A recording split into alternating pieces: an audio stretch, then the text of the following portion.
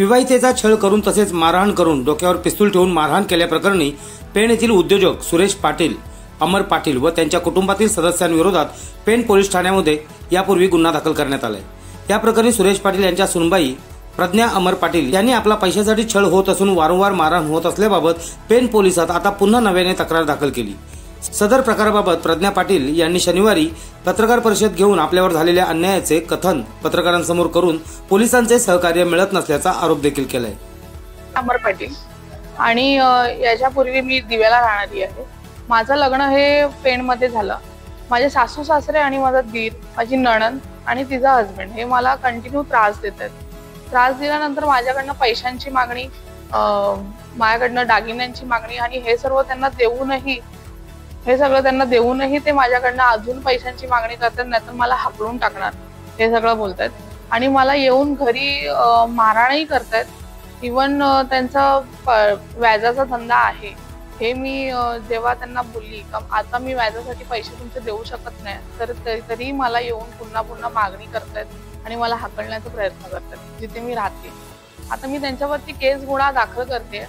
Even त्याचा एक गुन्हा झालेला आहे, पण त्यांना काही त्याच्यावरती इफेक्ट होत नाही। सुरेश पाटील तर कोण काही करू शकत नाही हे मला सारखे तो धमकी देतोय आणि तू इथून निघून जा, आमची बिल्डिंग आता तुटणार आहे, तू इथून निघून जा, आमचा व्यवहार सगळं झालेला आहे, 10 दिवसाच्या आतमध्ये तुला हाकलून देतोय हे सगळं बोलून तो मला तिथून काढण्याचा प्रयत्न करतोय।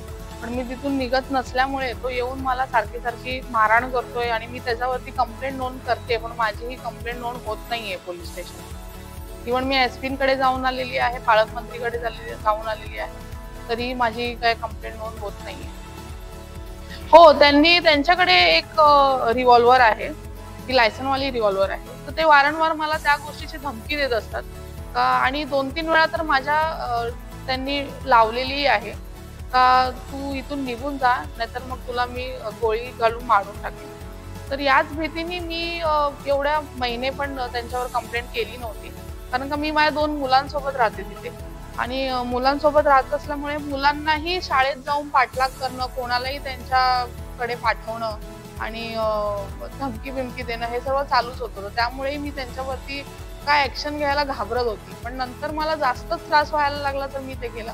पण आता 2 दिवसाआधी आलेला तो माझ्या घरी आणि त्यांनी मला मारहाण केलं। मारहाण करूनही त्यांनी मला बंदूक वगैरे झाली, पण मला गळा दाबण्याचा प्रयत्न केला आणि त्यानंतर मी पोलीस स्टेशनला गेली तर माझ्यावर तक्रार काय घेतलेली नाहीये। इव्हन तू काहीतरी खोटं बोलते किंवा काय, मी त्यांना हेही बोलली का तुम्ही आजूबाजूचे कॅमेरे चेक करा ते आलेले की नाही आलेले, तर ते मला धमकी देत आहेत का एसपी पर्यंत आमचे डब्बे जात आहेत आणि पोलीस स्टेशन आमचं मॅनेज आहे, पोलीस आमचं काय करू शकत नाही, तर मग तूही आमचं काय करू शकत नाही। हे त्या दिवशी 2 दिवसाआधी माझ्या घरी येऊन मला मारहाण केलं आणि तेव्हाही त्यांचे स्टेटमेंट हेच होते सेम जे आता मी सांगते। याबाबत पेण पोलीस ठाण्याचे पोलीस निरीक्षक संदीप बागुल यांनी सांगितले, प्रज्ञा अमर पाटील यांनी यापूर्वी दिलेल्या तक्रारीनुसार 2 ऑगस्ट 2024 रोजी गुन्हा दाखल होऊन त्याचे दोषारोप पत्र याच महिन्यात न्यायालयात दाखल केले आहे। मात्र आता 28 मार्च रोजी पुन्हा तक्रारदार प्रज्ञा पाटील यांच्याकडून आलेल्या तक्रारी अर्जानुसार पेण पोलिसांमार्फत योग्य ती चौकशी करून त्यांच्यावर कायदेशीर कारवाई करण्यात येईल। तक्रारदार प्रज्ञा अमर पाटील यांनी या अगोदरच 2 ऑगस्ट 2024 रोजी 5 जणांविरुद्ध गुन्हा दाखल केला आहे। सासू सासरे, नणंद, दीर आणि पती। 2 ऑगस्ट 2024 रोजी कलम 85, 75, 115, 352/352 आणि 35 नुसार पोलीस स्टेशनला गुन्हा दाखल करण्यात आला त्यांच्या तक्रारीनुसार आणि मान्य न्यायालयामध्ये त्या गुन्ह्याचं चौकशी करून दोषारोपपत्र पाठवण्यात आलं। ह्याच महिन्यामध्ये दोषारोपपत्र पाठवण्यात आलं। त्यानंतर काल रोजी तक्रारदार प्रज्ञा अमर पाटील ह्या स्वतः अर्ज घेऊन आल्या। त्यांचा असं तक्रार आहे की 2 ते 3 दिवसापूर्वी त्यांच्या नातेवाईक सासरे यांनी त्यांना काही मारहाण वगैरे केली, त्या संदर्भात त्यांनी कुठली तक्रार पोलीस स्टेशनला दाखल केली नव्हती।